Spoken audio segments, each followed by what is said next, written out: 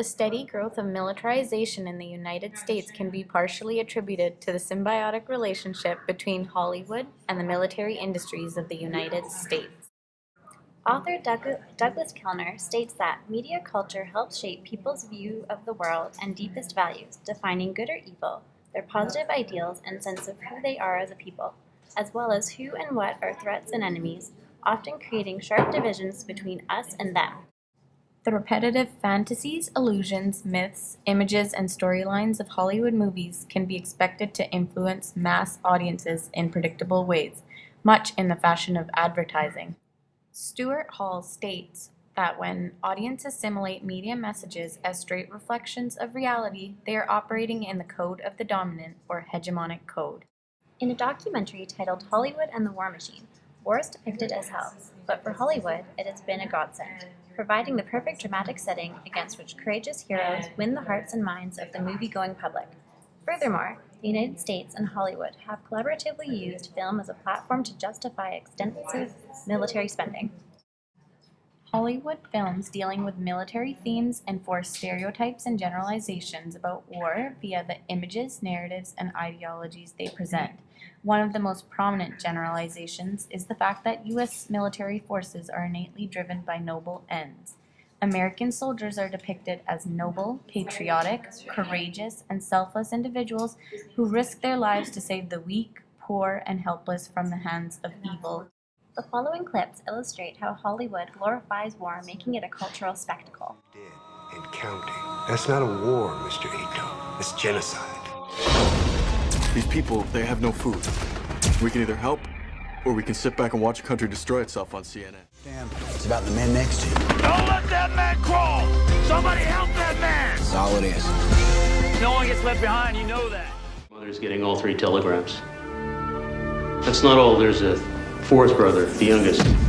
He's somewhere in Normandy, we don't know where. That boy's alive. We're gonna send somebody to find him. And we're gonna get him the hell out of there. Some private in the 101st lost 3 of his brothers and he's got a ticket home. It's not going to be easy finding one particular soldier in the whole damn war.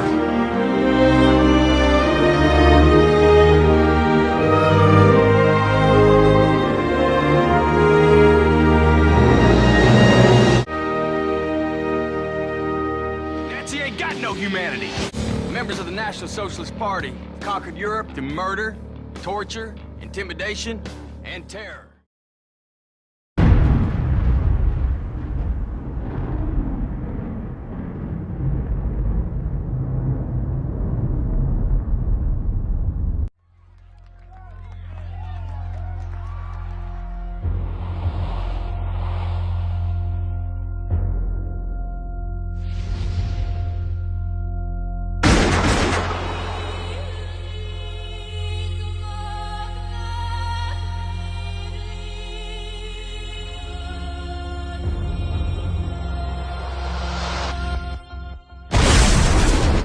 Numbers so far, 100 plus killed, 200 plus injured. Not terrorism, this is a serial murder. If we can't get there now, we will not find the man responsible for this crime.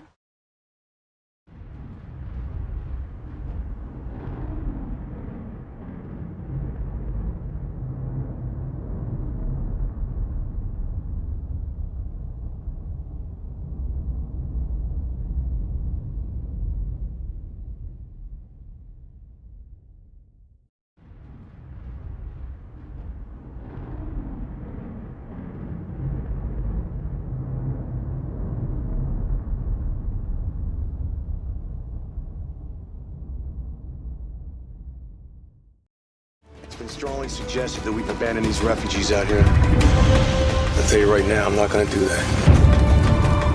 Can't do that. I strongly advise you complete the evacuation as planned. You know as well as I do what's gonna happen to him if I leave him out here. That is not your mission. Your unit is not equipped to handle the additional threat. My team will complete this mission. Wait for my go.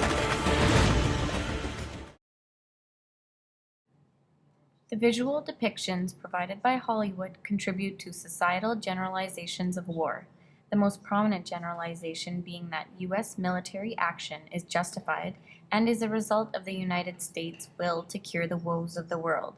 Hollywood war films have been beneficial in shaping the opinions and beliefs of audiences, defining who are heroes and who are enemies, and validating the United States' need to engage in military action on fronts around the world.